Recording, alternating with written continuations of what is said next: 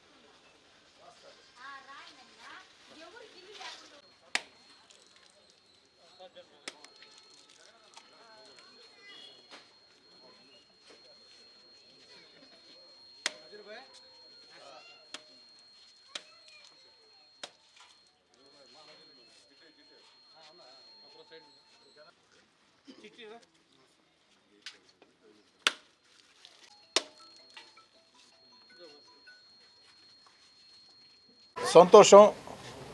Nellore rural నియోజకవర్గం నీలగిరి సంఘంలో 38 లక్షల రూపాయల వ్యయంతో 1400 మీటర్ల డ్రైన్ల నిర్మాణం. వాస్తవం చెప్పాలంటే ఓ నెల రోజుల ముందు నా తమ్ముడు కోటంరెడ్డి గిరిధర్రెడ్డి గడప గడపకి ఈ ప్రాంతానికి ఇచ్చేసినప్పుడు ఈ ప్రాంతంలో ఉండే నాయకులు కావచ్చు, ఈ ప్రాంతంలో ఉండే ప్రజలు కావచ్చు, నీలగిరి సంఘంలో దీర్ఘకాలికంగా ఉన్నటువంటి ఈ యొక్క డ్రైన్ల నిర్మాణం. ఎందుకంటే ఇక్కడ డ్రైన్లు చేసేదానికి కాంట్రాక్టర్లు ఎవరు ముందుకు రాని పరిస్థితి. చిన్న చిన్న వీధులు కష్టసాధ్యమైనటువంటి పని. దాంతో గతంలో అనేక ప్రయత్నాలు చేసిన కాంట్రాక్టర్లు ముందుకు రాని పరిస్థితి. కానీ గడప గడపకి కోటంరెడ్డి గిరిధర్రెడ్డి కార్యక్రమంలో భాగంగా గిరి మాట ఇచ్చాడు. ఆ మాటని నెరవేర్చేదానికి అటు అధికారులతో కాంట్రాక్టర్లతో ప్రత్యేకంగా మాట్లాడి ఖచ్చితంగా నీలగిరి సంఘంలో డ్రైన్ నిర్మాణం అవసరం.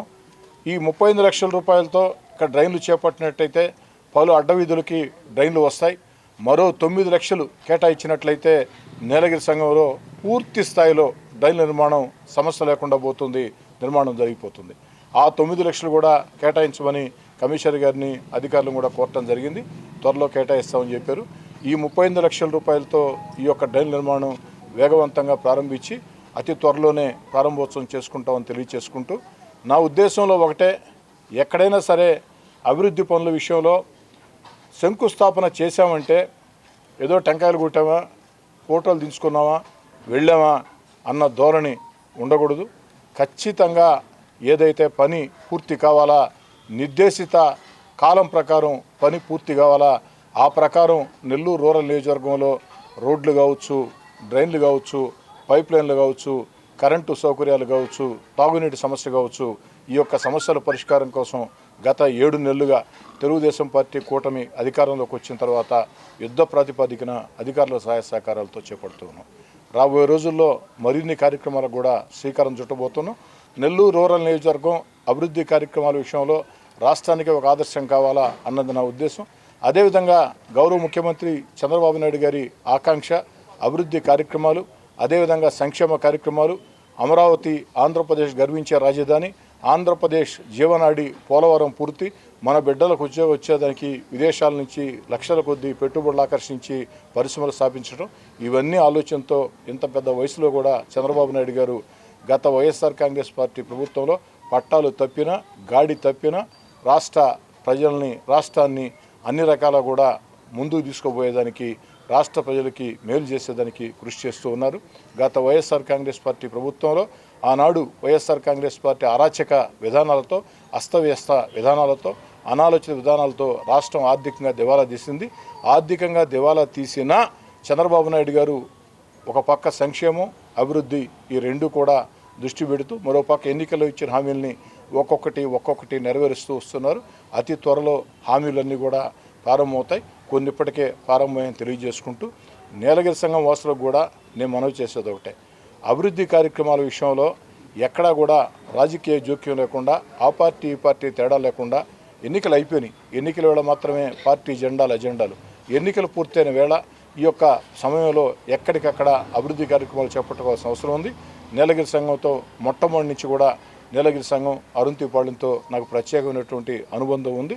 ఆ అనుబంధంతో నీలగిరి సంఘాన్ని, అరుంతిపాళెన్ని ప్రత్యేకంగానే చూస్తానని, ప్రత్యేకంగానే ప్రేమిస్తానని చెప్పని మాట ఇస్తూ ఈ 35 లక్షల రూపాయల పనులకి సంబంధిత కాంట్రాక్టర్కి ప్రజలందరూ సహకరించాలి.